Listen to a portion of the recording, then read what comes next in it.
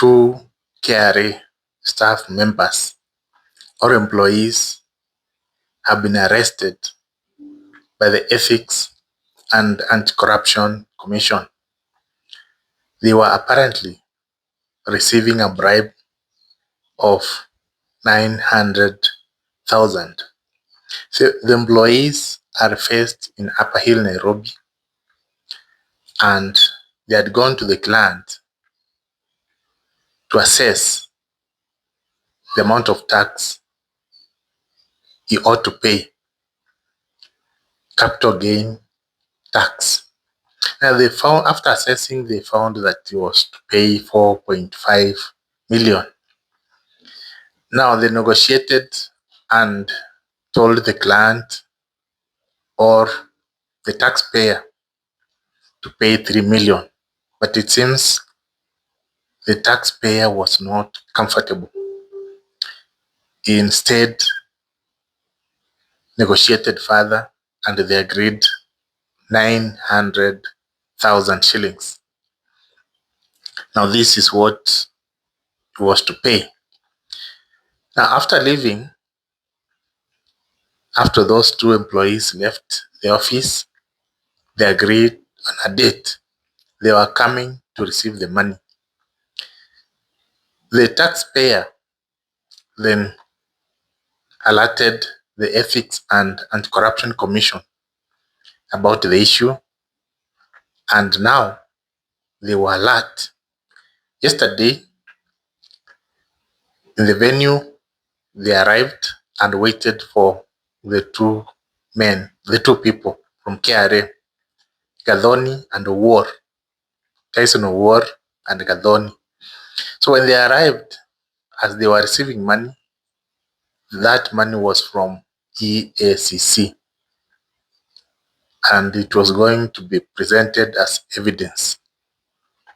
So while they were receiving, ACC was there with cameras and everything.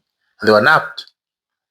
They were arrested, receiving 900,000 shillings. Now they'll be presented in court and either fined or jailed, or the case might be terminated. But since they were caught red-handed, in such a case, it is difficult to exonerate themselves or to defend themselves successfully. Now, I know so many people in Kenya do these things of corruption and bribery. It happens. And KRA is one of the institutions which are highly mentioned. It's among the top. And specifically, guys in the customs. Many of them have been arrested and lost their jobs. When you are arrested, you work with the government. Once you are arrested, then your job will be terminated. And then once it's terminated, or you are just told to step aside as they do investigations.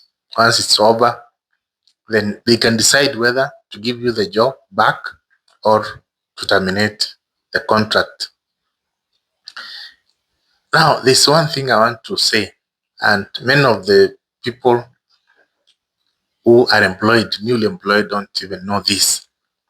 When you do work in such institutions and something is involved where you are given a token of appreciation or anything, one of the things you should do, don't allow the one giving you to decide the venue.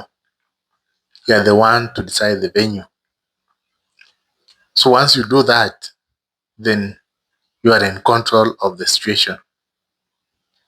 The second thing is that in such institutions like traffic police, you are in KRA, NCA, county government, or another institution that is mentioned in corrupt deals, and you are among them, but you have never been caught.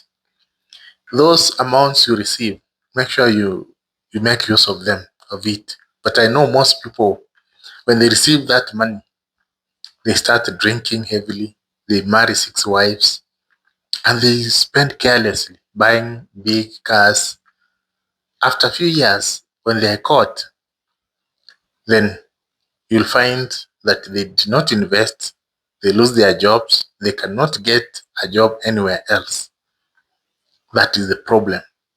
And another thing, when we are going for such cases, especially if we are working in KRA or these other institutions where such things happen, you are not the one to initiate that talk that you should give me this so that I can do this.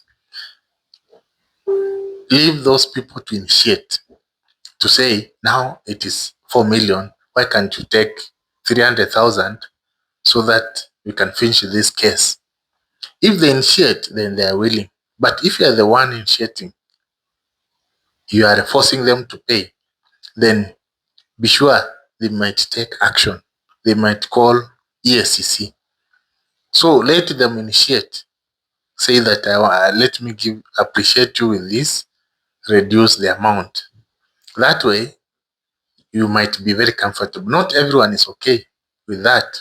And some people may not be comfortable because they know they are enriching you. If they are giving you 2 million, that is going to your pocket. Some may feel even jealous. So it's good that you let someone give you what they are willing to give you, not what you are willing to receive. Then from there you can negotiate and monitor their attitude that time. But if ukikuwa na tamaa, you lose all the money and your job. And sometimes avoid, if you are not prepared for such cases, go to departments where bribery and corruption is low. Cases are low and you are not likely to meet taxpayers. That way you can avoid. But these other departments, like if you go to customs, if you go to auditing and other departments where corruption happens, there are high chances that you'll be involved. And one day, especially Nairobi is where everything happens. And it's very easy for you to be caught in that place than any other office in Kenya. So that is what happens. And KRA has got a new head, Commissioner General, Adan Mohammed, and he has vowed to end such issues and to streamline the institutions so that they can meet their targets. And as you know, they have a deficit of several billions, which they have to fill that gap. And to do that is to ensure that no money is lost on the way. If a taxpayer is going to pay, is required to pay 2 billion, that is the money should be submitted to KRA.